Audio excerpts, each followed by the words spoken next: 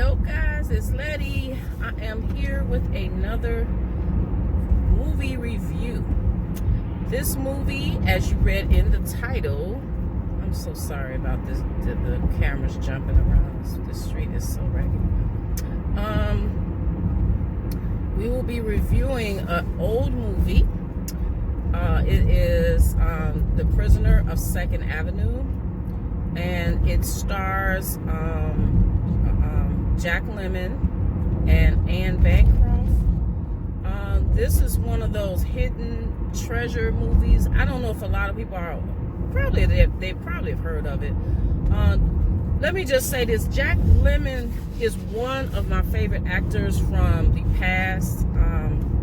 He has such a broad, he can do so many different types of characters.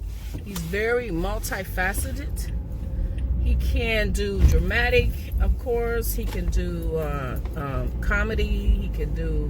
He can be serious and funny at the same time. He just is very, very versatile. And you know, this is just another great performance that he has given. This movie is directed by oh my goodness, the director. I'll put the director's name up somewhere. The name escapes me now, but this movie came out in 1975, and it is basically about a guy. I think this movie is. I'll get to that another. I'm jumping around. So let me explain to you what the movie's about. So basically, Jack Lemmon's character, he's a regular guy, nothing special. He works for a company, and the company he's been very tense lately. Everybody that's around him notices it. He seems to be on the edge a lot more than, it's just more upset, more disturbed, more agitated than normal. And everyone kind of sees it, his co-workers, his wife, his family.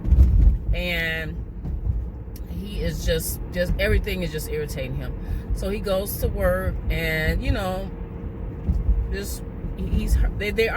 doing layoffs at his job. So it's a lot of things that he's concerned about.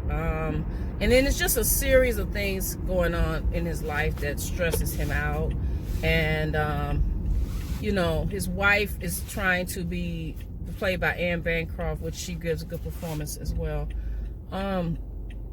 She's trying to be supportive, and she sees just this slow unraveling of her husband's, mental state.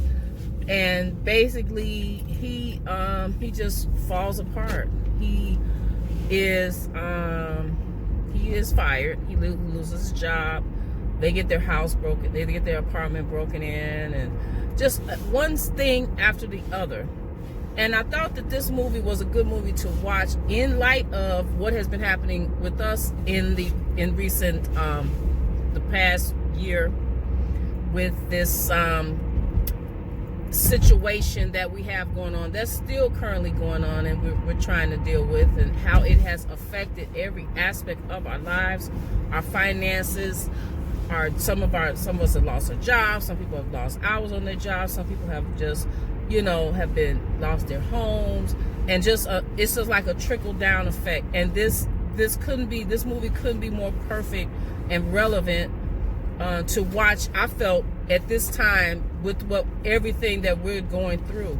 It's definitely relatable. I think a lot of people are right. Some people are on the edge of just mental exhaustion, for sure. Some people are really fighting depression, and this basically examines all of that. So he eventually does have a breakdown, and we actually see him unraveling, the unraveling of his mental state. His wife, she has to go back to work and support the family, and it's hard on her. You see the challenges of that whole dynamic, and You know, they feel like a real couple. At no point in time does anybody seem like they're acting. It's a very good performance.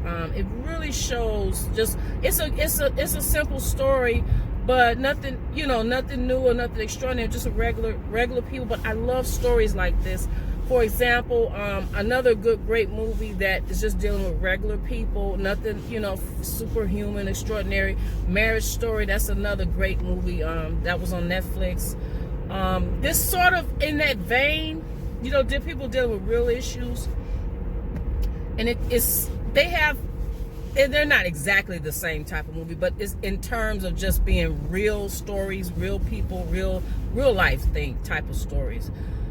So this movie is great. One of my favorite, some highlights from the movie for me was the balcony scenes. He has a couple of scenes on the balcony that are freaking hilarious. You know, it's a dark comedy because it's dealing with a very serious issue, but there's some comedy sprinkled throughout. Of course, with Jack Lemmon, you're gonna get some comedic things going on. So he has a exchange with one of his neighbors upstairs. So, you know, he's cursing and things, and they're saying, you know, we got kids up here, be respectful, you know, have some respect.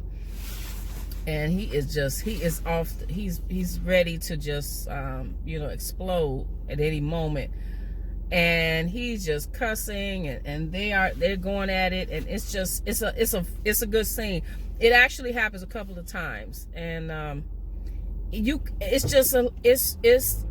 very effective. You can actually see the breakdown, and you know, other people around is just like, what is going on with him, you know? So that was one of my favorite scenes. Also, they showed his wife going back to work, and her coming home and trying to keep the house and trying to take care of her husband, and you know, just that, seeing her at work, seeing her just try to be supportive and try to cope with what's going on.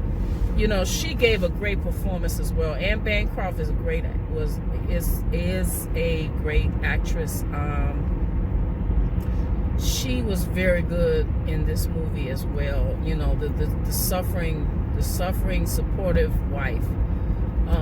You know, because she's going, you know, her husband's going through changes, and so is she, because she's trying to keep everything together. She's trying to keep the house together, and you know, it's hard. You can feel the strain, the stress. She's tired. You know, she's working, and you know, dealing with job-related things, and you know, after a while, you know, we start to witness her falling apart as well. Like, she just seems to be having some hard times, you know, like the stress is getting to her at a certain point in the movie later on. Another highlight, I was so surprised. I was like, guess who pops up in this movie? Sylvester Stallone. I was like, where'd he come from? You know, so this movie came out in 1975. So, because Rocky comes out the next year. I know Rocky comes out in 76. So he had to be, when this movie was, it came out in 75, you know, he had to be at least working on Rocky, I would assume. So, I mean, little did we know that following year, you know, he was going to blow up and become Rocky. And, you know, I didn't know he was in it. I guess his name was on the credits, but I didn't notice it. But I was like, wow, what he's a person that's a robber, and he thinks he's a robber. Jack Lemmon's character thinks he's robbing him. That was another highlight to me. He thinks he's robbing him, but in actuality, he didn't rob him. He assumed that he was robbing him. The guy just bumped into him. So that was funny to see that reveal. That wasn't revealed till they got back home, and then he realized that the wallet was not He had left his wallet at home. He didn't even have his wallet on him, so the guy couldn't have robbed. He actually robbed that guy. He took that guy's wallet. So that was a funny payoff. That was really unexpected. That was an extra little nugget, a bonus, and I really, really, really enjoyed this movie. Please check it out. It is great.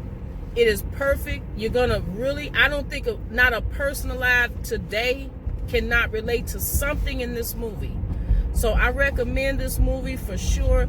I'm gonna start doing some more reviews of Jack Lemmon. Jack Lemmon has such a wide array of movies that I absolutely love, and I'm gonna get into some of those other movies.